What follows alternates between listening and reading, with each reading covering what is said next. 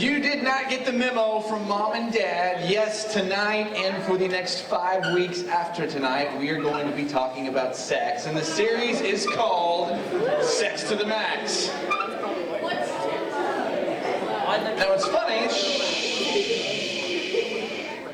It's funny to me is some of y'all are freaking out, some of y'all are laughing, some of y'all are trying to hide embarrassment, some of y'all are like, so? And that's fine too, right? Like, a lot of emotions going on, that's great. We are going to talk about sex. I mean, it's really 6 weeks? It seems like a long time. No kidding, we could spend half a year talking about it. There is truckloads of stuff in the Bible about sexuality. Honestly, we're going to be fighting hard to get through it in 6 weeks, but it's going to be a really, really good time. Now, I will say this, and I bring this up only because of the song we just sang. The song we just sang I love. It's by a guy named Phil Wickham. You guys ever heard of Phil Wickham? Phil Wickham's a really, really great worship leader, so I get to officially tell you something very, very cool tonight. Our next all-city worship, which is in 3 weeks, Phil Wickham is the one who's going to be leading worship for us that night. Yeah, it's going to be very, very cool. And if that wasn't cool enough, a guy named Trip Lee is going to be the one who's preaching that night. If you know who Trip Lee is, Trip Lee Trip Lee's a pastor who just raps part-time. Incredible rapper, but honest to goodness, he's an even better preacher. Really, really excited to get to hang out with him and meet him. But that is the first Wednesday night in May. We'll go do all-city worship. There's, gosh, I don't know, normally it seems like there's 900 or 1,100 or so people. This one's going to be an even bigger deal, so it's actually going to be at the Levitt that night, so it'll be really cool, but we'll talk about that more. So we'll do this for 3 weeks, stop, and go to have all-city worship, then we'll come back and do this, and then school will be out, which is kind of exciting too, right? So, yeah, you guys are on the downhill slide. All right, so before we jump into the series, a couple of quick announcements you need to know besides Phil Wickham coming to hang out with us. Number one, April 21st is Faster Than a Pastor. That is the day when people are actually going to be running. Okay? Because this is a youth fundraiser, the money that we raise goes directly to support you guys. That means you either need to be there that day running, or you need to be there that day volunteering. Okay? If this money is going to support us, it makes sense that we would carry the load as far as making that thing happen. There's going to be lots of parents involved. Okay? But we want you to either come and run, or get people to run for you, and you come and volunteer either way. What you got, Jonathan? Can we run and can we volunteer? Absolutely. I think that'd be awesome. Okay? It'd be really, really cool. If you haven't heard this angle of it, though, one of the things we're really excited about, guys, is this year you get to form teams. Okay? And all you have to do to form a team, it's not about who finishes the fastest. It's who has the biggest team. The 3 teams that have the most members in it, okay, are going to get either a $500 prize, a $300 prize, or a $200 prize. And there's a high school and junior high division, and then an elementary division. So high school and junior high together, and elementary teams as well. Okay, so the idea is, this is kind of cool, guys. Y'all are all the time coming to me saying, hey, will you buy this candy bar, or this box of cookies, or, you know, pay my way to go do whatever, because you're always raising money for school. This is an opportunity for you to raise money for yourself, for your school, and at church at the same time, which is really, really cool. Just to make it an added bonus, your parents can sign up to join your team too. So all you need to do, when you go on the webpage, go to labc.com/FTAP, register, and then put the team name that you want to be on there.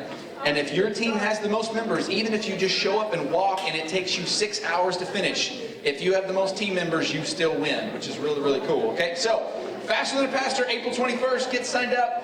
Invite your friends to get signed up. The more people who show up and race, the more money we make. That means camp is way, way cheaper, okay? And then second thing, juniors and seniors, there is a very real possibility of us having the opportunity to go to Colorado for a mission trip to go help AJ, AJ's not in the back of the room. AJ's here, if you didn't see him yet. It's really, really cool. He's here this week checking out his church plans. He wanted to pop in and say hi.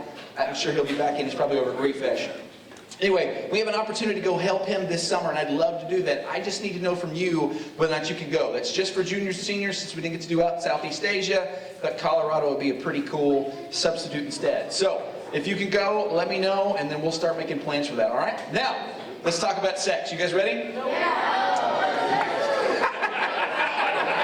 Awesome. Awesome, awesome. All right, check this out. The reason I call it Sex to the Max, about 10 years ago, I was getting ready to do a similar series with my students, and that was when I was in Burleson, and I was sick and tired of doing True Love Waits, because True Love Waits, at least at the time, it's gotten a lot better now, but at the time it was just getting really, really lousy. It was getting wishy-washy, and they just weren't real firm on anything, and that was driving me crazy. And I thought, I want to do something and call it True Love Waits when I'm just throwing True Love Waits out the window. So I was talking to my 62-year-old pastor about it at the time, and that really is helpful to know. He was 62 years old at the time. And he said, well, you know what? You just need to give it a really awesome name and then do your own things. Okay, cool. What should I call it? And without skipping a beat, my 62-year-old pastor said, call it Sex to the Max. Like, wow. All right, preacher. Cool, you know.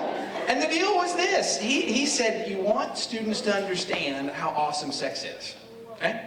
Because here's the deal. If you've never heard anybody say this, at least not in church, you need to hear somebody say this. Sex is awesome. Amen. It is. It's incredible. It's amazing. It is. You know, yes, that's Pastor Brandon in the back. If you didn't, that's the only reason he wanted to come tonight, just to amen every time I say sex is great. Amen. If you weren't feeling awkward already, Pastor Brandon's here to make your day. Come back to me. Come back to me. Guys, sex is absolutely one of, if not the greatest physical gift that God has given us.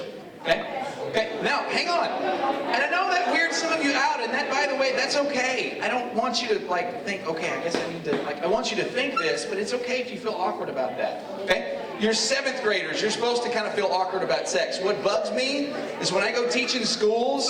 So Becca and I both, we would go teach abstinence classes in schools, and we'd be talking to 6th graders.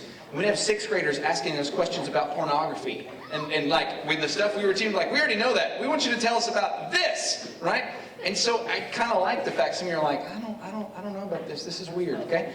And by the way, some of you are going, it's not that I think sex is weird. I just think it's weird to talk about it at church. Church is the only place you should be talking about sex, or with mom and dad at home, okay?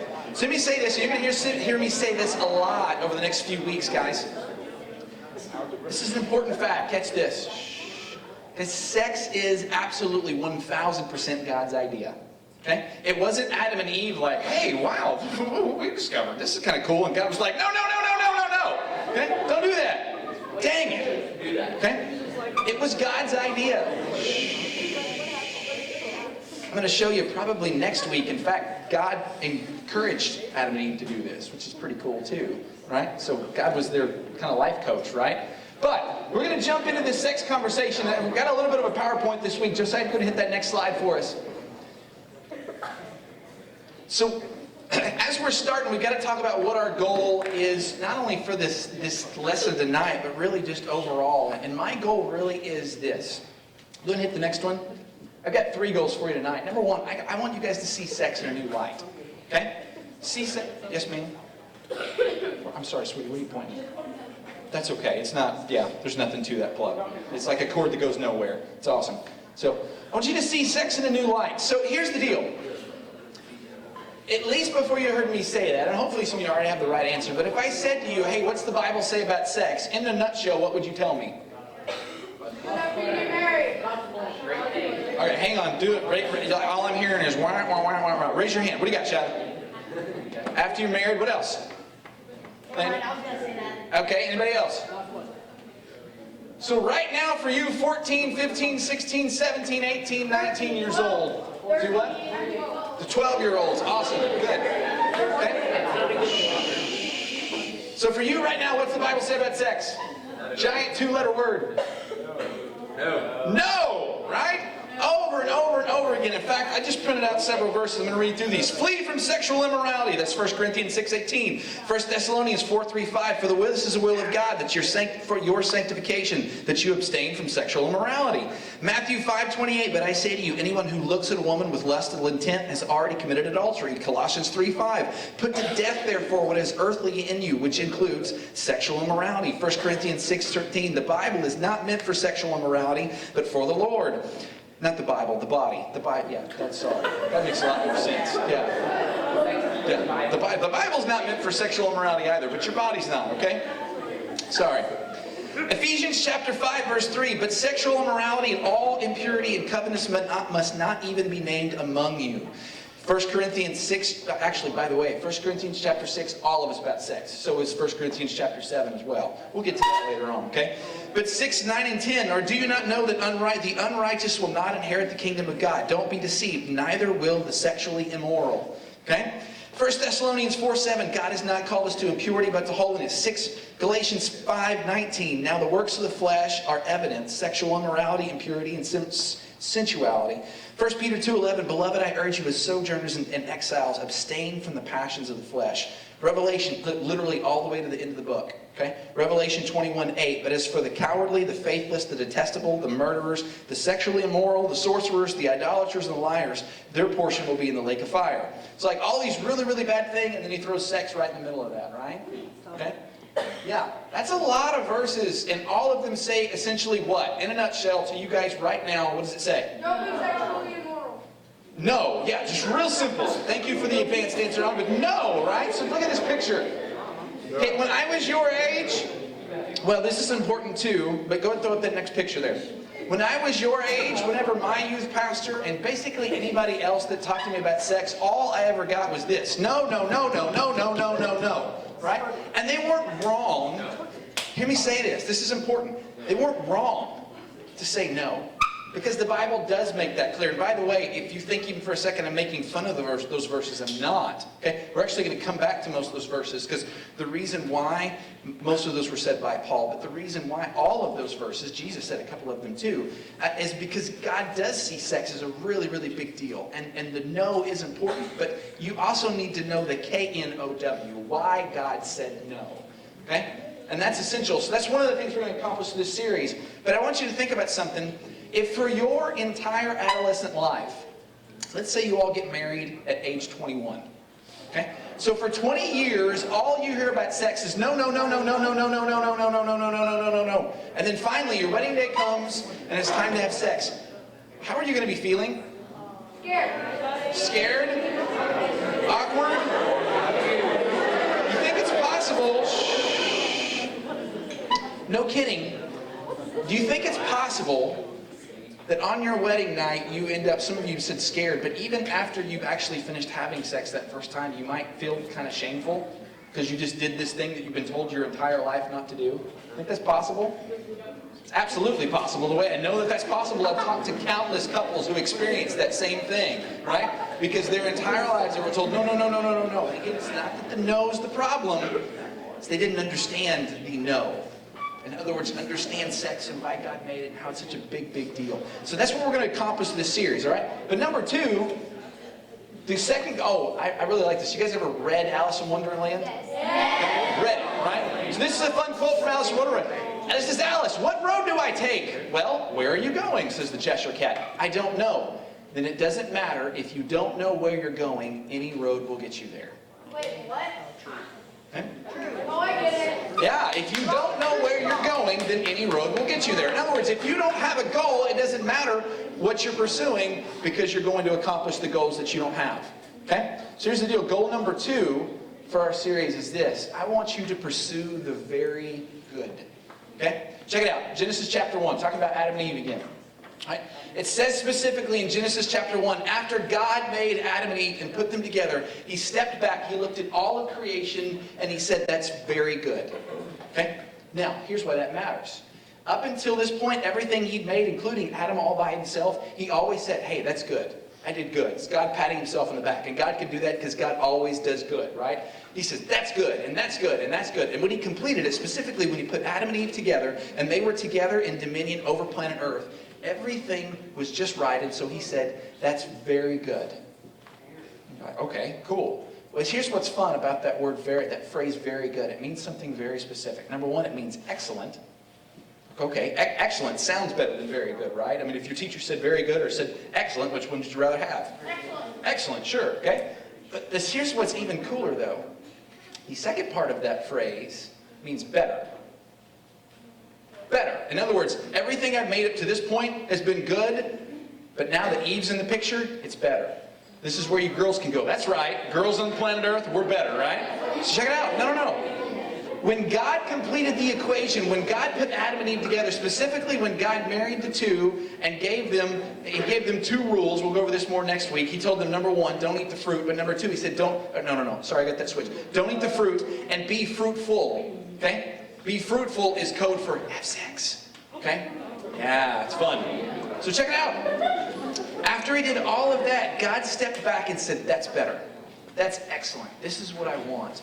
Well, here's what I want you to remember about that "that's better" phrase. Okay? The reason I call this sex to the max, guys, is I believe this with all my heart. I will not lie to you at any point during the series. You're not going to hear me say the phrase, if you have sex tomorrow, it's not going to be fun. Okay? There's a reason that people break the commandment to not have sex right now all the time. It's because it is fun. Okay? Kind of a giant duh, right? Yeah, people do it all the time, whether they're married or not, because it is fun and it is pleasurable. But I promise you, and this isn't just a promise from me, this is from God himself. When you do it the right way, when you actually follow God's rules and God's standards, it's better. It's better than everything that anybody else is doing on planet Earth. Everybody that's breaking the rules, they're going to go, yeah, I'm having a lot of fun. And I promise you, when you do it God's way, it's better. This is why God stepped back in the end and said, this is excellent. That's better than everything else. And that's true in your situation too. So I want you to think about, in order for you to be successful in this purity thing, you got to be kind of thinking about the end, right? So I want you to close your eyes with me right now. And this is going to be easier for you girls. Some of you, if anything, some of you girls are going to immediately argue with me because you're going to say, that's not how my wedding's going to do. But I actually want you to close your eye right now. Close your eyes and envision your wedding day. I want you to envision, actually think about our church, okay? Think about that big, pretty building, and it's all lit up, okay? Maybe you've got some candles in place, and there's flowers around, and you've got that fun little white carpet down the middle of the aisle for you to walk on. And it's all really... Actually, you know what? You guys don't have to envision it. Actually, just check this out right over here. So... You might would. I'm excited about this. Oh my God.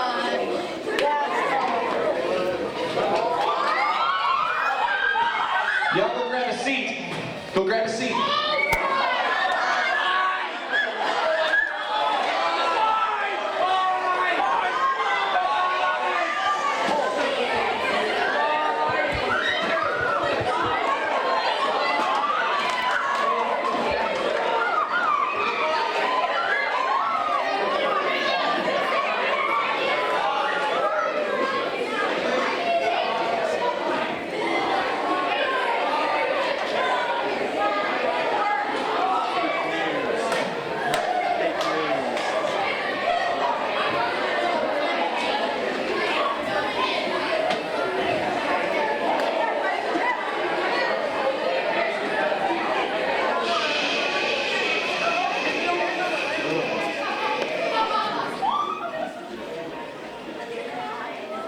So we're going to walk you guys through a wedding tonight, help you understand some of the parts of here. So we still got the music going, that's fun. So check it out.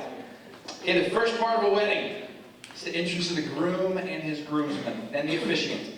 In America, when the groom walks in, basically nobody notices or cares. Yeah. So there they are, though. Jordan, you're looking very good, by the way. Yeah. He actually combed his hair. Good job, Jordan.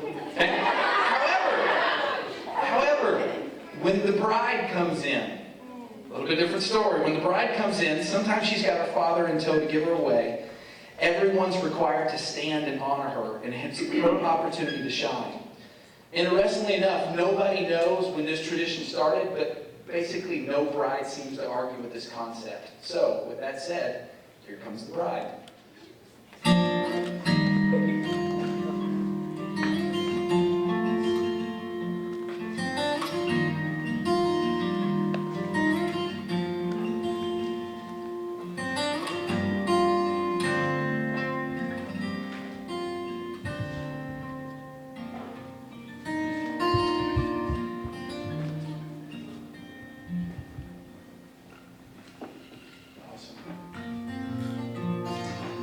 Bride and groom in place. The only thing we're missing at this point are some groomsmen and some bridesmaids. I'm pretty sure they both already talked to some people. We got some grooms and some bridesmaids here.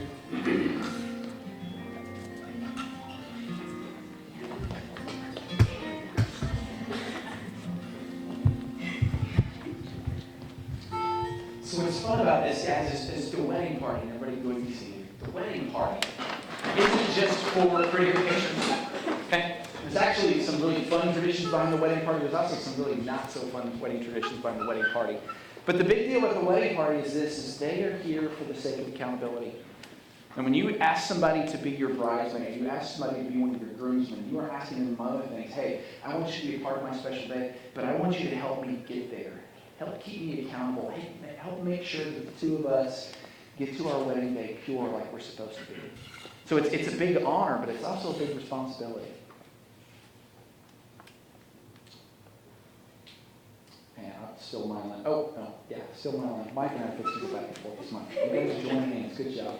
So once the bride and groom are together, the officiant does two very important things. For starters, he declares why people have gathered. Dearly beloved, we have gathered here today in the sight of God to talk how wonderful his gift of marriage and sex is.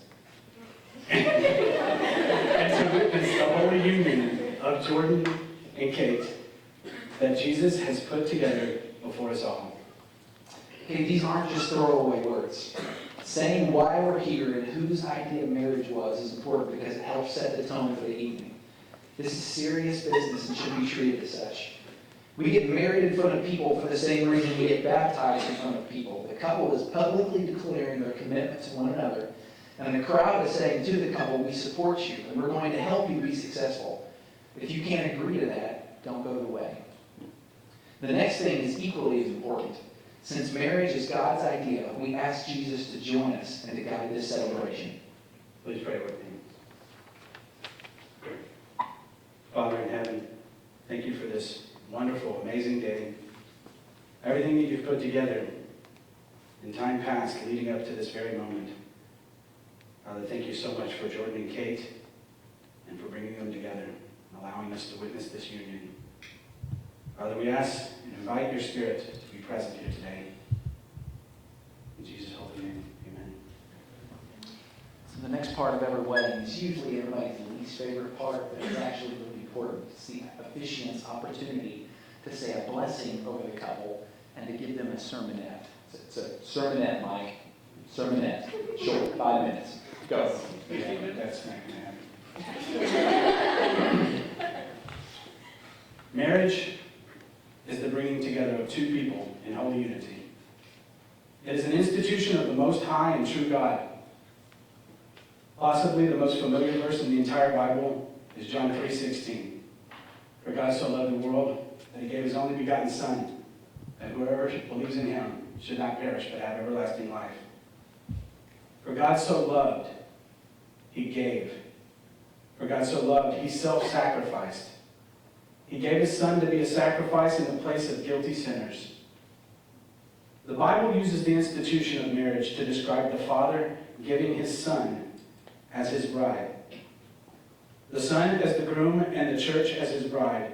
The Son expresses his love for his bride in self-sacrifice, absolute self-sacrifice. Self-sacrifice to the uttermost. Love that knows no end. Love that goes to a cross and is resurrected. The church expresses her love to the one that gives everything for her.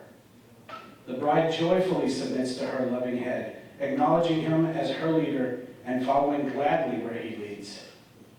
This is the marriage to which all other marriages are to point. This is the marriage to which your marriage is supposed to point. Jordan and Kait, my wife and I have had the wonderful pleasure of being a part of your life. And we are blessed having seen you both grow closer to the Lord and grow closer together. Jordan, I want to say to you today, this is your bride. You have a new responsibility, a responsibility that you have never had before. You are to love Kait to the point of absolute self-sacrifice. Your love is to know no end. You are her provider and her protector. She should be able to sleep with a sense of peace that God has given her a provider and protector. And Kait, I want to say to you today, this is your husband. You are to joyfully submit to Jordan, to trust him, to follow his leadership. You are making a choice today that Jordan will be your provider, that he will be your protector. And you are to love him through submitting to his leadership, supporting him, caring for him, and through being the helpmate that God has provided him. Take up this charge that I have given you today, and may the Lord bless your path as you do so. Once the sermon is over, the absolute most important part of the wedding happens. And that's the vows. This is where the couple publicly before God and man says that they intend to spend the rest of their lives together. It's the most serious promise you'll ever make. In fact, we call them vows because they're a solemn promise made to your spouse and to God. Another word for them is covenant. It's an unbreakable partnership between two people. Covenants were designed to last until one or both parties who made it dies. The groom, by the way, always goes first when giving the vows. It's his job in a marriage to lead and set the standard of holiness in a home. So the couple joins right hands, by the way, just like two people who made a covenant in the Bible would. They'd also kill an animal at this point and walk in between it figure 8 style, but we'll skip that part.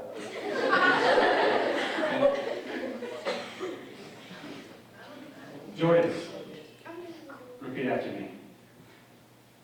I, Jordan, take you, Kait, to be my wife. I promise in covenant before God and these witnesses to be your loving and faithful husband from this day forward, to love, honor, and cherish you in plenty and in want, in bliss and in sorrow, in sickness and in health, through the best and worst of what is to come, until we are parted by death. Now, Kait, repeat after me. I, Kait, take you, Jordan, to be my husband. I promise and covenant before God and these witnesses to be your loving and faithful wife from this day forward, to love, honor, and cherish you in plenty and in want, in bliss and in sorrow, in sickness and in health, through the best and worst of what is to come, until we are parted by death. After the vows are exchanged, then rings are exchanged. The rings hold a significant amount of symbolism both to the couple and to the outside world. To outsiders, it's the sign that this person is spoken for.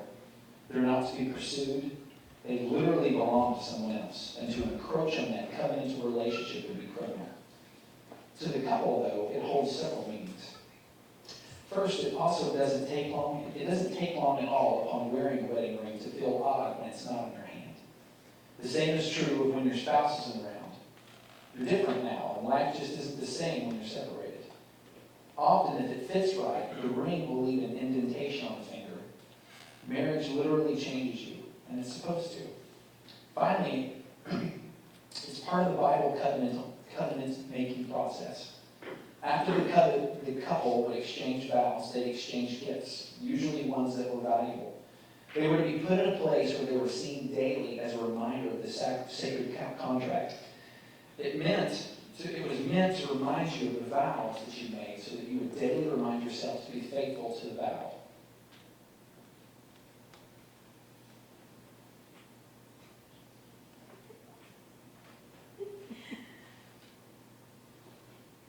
Jordan, take this ring and place it on Kait's left.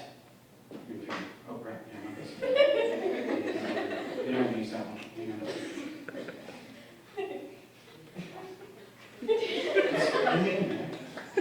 That one's pretty.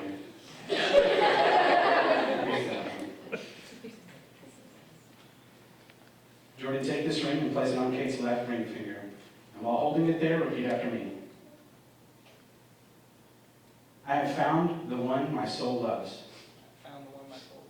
This is bone of my bone This is bone of my bone, and flesh of my flesh. flesh of my flesh.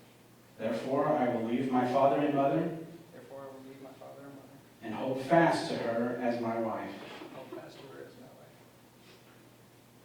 Kate, take this ring. Place it on Jordan's left ring finger, and while holding it there, repeat after me. I have found the one my soul loves. I found the one my soul loves. Where you go, I will go, Where you go, I will go. and where you lodge, I will lodge. Your people will be my people, People will be and your God, my God. my God, my This next part isn't traditional in a wedding, but it's pretty significant. Again, before a covenant was sealed, the two would say to one another and dance the little covenant dance I mentioned earlier between an animal, these important words before God and other witnesses. Both of you together, repeat after me. Thus may the Lord do to me and worse, Thus Thus may the Lord do to me and worse. if anything but death parts us. anything but death parts us. This is usually a good time to pray again. Please pray with me. Father God, we ask that you bless this marriage greatly. Father, protect these two. Protect them from harm from the enemy and guide them with your Spirit. Father, there's going to be difficult times ahead, but we pray that you're there ahead of them, showing them the way every day. Father, we ask that you commission their ministry, help them to grow closer together and closer to you as they make the world known who Jesus is. In Jesus' holy name we pray. Amen. Now we come to the best of two parts of every wedding. The starters, the officiant, is to make it official. Inasmuch as Jordan and Kait have declared their vows, both before God and man, and in accordance with the truths of Scripture and by the laws of the great state of Texas, I hereby declare with complete joy to all present that you are now husband and wife. What therefore God has joined together, let no man separate. And usually, this is the couple's favorite part. Jordan, you may now kiss your bride.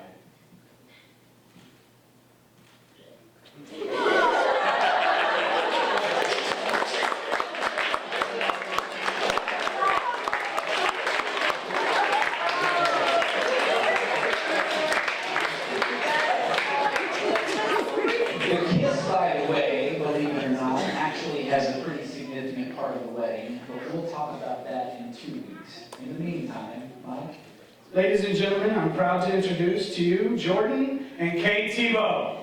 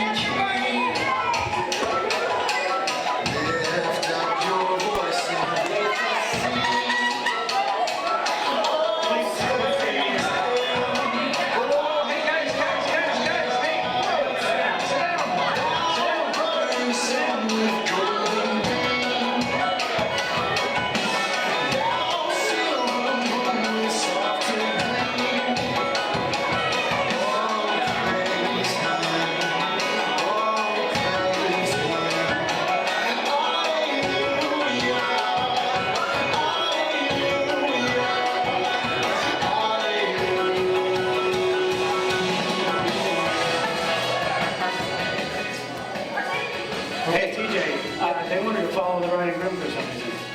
Yeah. So at a wedding, you don't follow the bride and groom. They want alone time now. And in case you're wondering, yes, they actually just got married in front of you guys.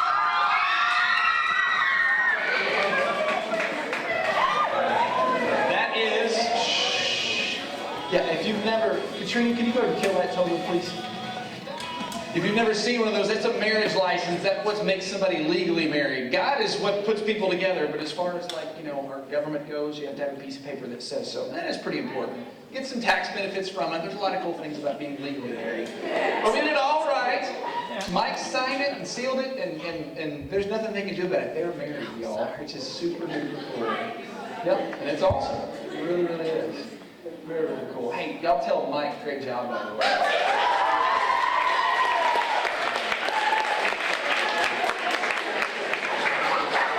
What's up? So I'm pretty sure that Mike, when we opened the doors and we heard all those squeals, I'm pretty sure those were for you, man. So, yeah, congratulations.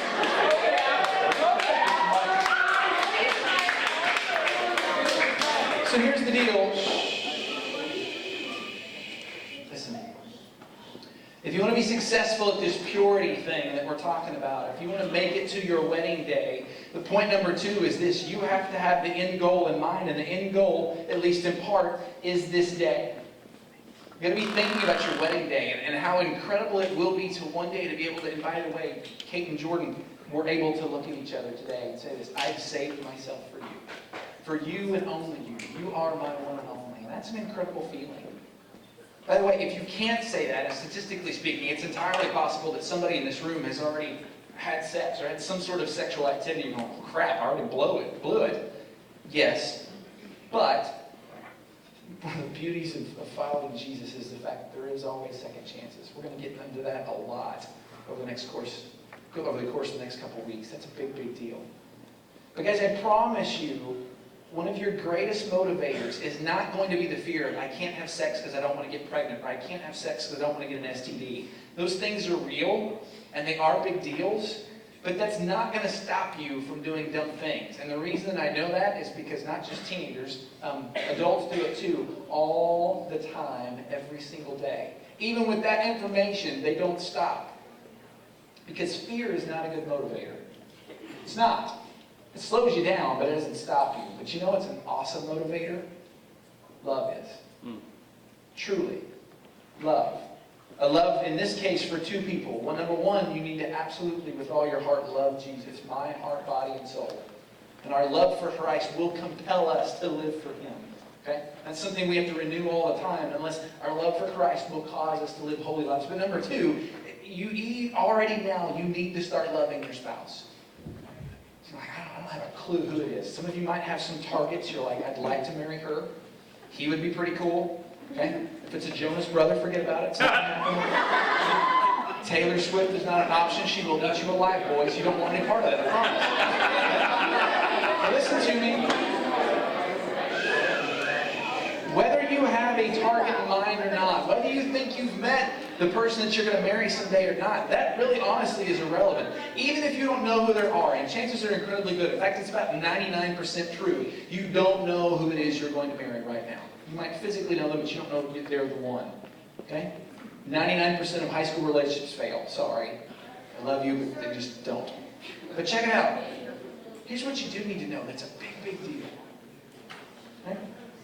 Even if you don't know who that person is, you can start loving them now by the way that you live, and the way that you walk, and the way that you talk. The way, no kidding, the way that you treat guys, the way that you treat other females in your life right now will help you start loving will help you start loving your wife now. Because if you're respectful to girls that you don't have any desire towards whatsoever, you'll treat your wife even better. And that, by the way, includes your sister and your mom. Yeah, we're going to talk about that some too. Girls, if you've got a guy that loves you, but he treats his mom and his sisters like crap, he doesn't really love you, I promise. He's going to treat you like crap too. But if you know a guy that treats all young ladies with respect, I promise he will love you better than any way. And because it works the other way too. You want a young lady that's respectful too and carries herself well in front of other young men, and she will love you well too. But the point is this, you've got to have the end goal in mind. You need to be thinking about your spouse. But the third goal, and the biggest one, I promise you this is the biggest one, is you need to be thinking about the end. Okay? How does every good fairy tale end? Live happily ever after, right? Okay? Live happily ever after. Stay with me. Listen. Live happily ever after. When we talk about the end, I'm not already talking to Jordan and Kait, and we have been talking a lot about marriage, like Mike and Laura, and having a lot of good conversations with you. I'm not talking about the day that they die. That's kind of morbid and weird. Okay? Although that is important to have that in mind too, because this is a forever thing. When I say the end, I'm talking about the day when Jesus comes back to get us. If you've ever read the book of Revelation, specifically chapter 19, it's really, really fascinating because that's the part of Revelation when Jesus literally parts the sky and comes down here to get us. And it's an incredible scene. And the Bible, right before Jesus comes out, and Jesus, it's the awesome Jesus, right? It's like Jesus with fire in his eyes. He's got a sword coming out of his mouth, and he's got a tattoo in his thigh, which is kind of interesting. I don't know why, but he does. And like, this is Jesus that's coming to do business with his people. But right before all that happens, it's incredible, a wedding is described in heaven. The scene has been set because Jesus is literally coming to earth to get his bride. Which is pretty awesome. And the reason I bring this up is this, guys. If you want to be successful in this purity game, and I've already said it once, but I'll say it to you again, guys. You absolutely need to love Jesus with all your heart, soul, mind, and strength. Because love is an excellent motivator. Remember what that excellent or very good means? It means it's better. Okay? Love is a better motivator. And when we are motivated by our love for Jesus, all of a sudden things that are hard don't seem quite so hard. Okay? Or at the very least, maybe they're still hard, but they seem like they're worth it, and they are. And the worth it for us is this, is there is going to come a day, and I hope it's soon. Some of you might be thinking, and I felt this way when I was your age too, like, I hope Jesus comes back. I just hope he waits till after I get married, because I really want to do that sex thing. Okay? And I get it. Right? I do. But I promise, whenever he shows up, it's going to be better than anything we've ever experienced or could experience. It's going to be a phenomenal day. And every day after that is going to be even better. This is an amazing thing. But we have to have the end in mind. And here's why I say this. Here's what we forget so often. Our lives really aren't about us. Like, God didn't put us down here to have a good time and do as much as we can, and then we die, and we're like, oh, hey, Lord, that was cool. Thanks for letting me come. This is even better. Thanks. Our lives were placed here to honor God even now. That's what we're going to be doing for eternity, right? Everybody seems to understand, okay, heaven's about Jesus, awesome. But while I'm here on earth, I'm just going to, yeah, I'll go to church on Sunday. But the rest of the time, that's just kind of, my time to do whatever. Not how it's supposed to work. Our time down here in our lives, specifically after we came to know Jesus as our personal Savior, literally the Bible says that he redeemed us and he became Lord of our lives. So now our purpose is to honor him in all things. And that would even include, and especially include, our wedding day. Some of you guys, I don't know, some of you guys might be thinking this way. It's entirely possible there's a young lady in here going, okay, well, that was really cute and fun for Jordan and Kait, but man, when I get married, it's going to be a show. Right? And again, I already told you, some of you didn't have to work hard to envision your wedding day because you've already got it mapped out. You're just looking to find the boy to put up there to stand beside you. Right? And I understand that. But here's why I bring this up.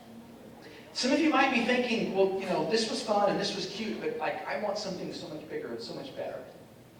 And I'm not condemning you if you do, but I do want you to think about something. The reason they chose to get married here now in front of you, number one, is not just because they really, really want to have sex. Okay? They wanted to get married here in front of you guys, number one, because they love y'all, and they wanted y'all to be a part of our day, and this was the easiest way to pull that off, which is pretty neat. But number two, they wanted their wedding day to be more than just about them having fun. They wanted their wedding day to be an opportunity to help you, and you might notice there's a number of adults in the room too, which is pretty cool.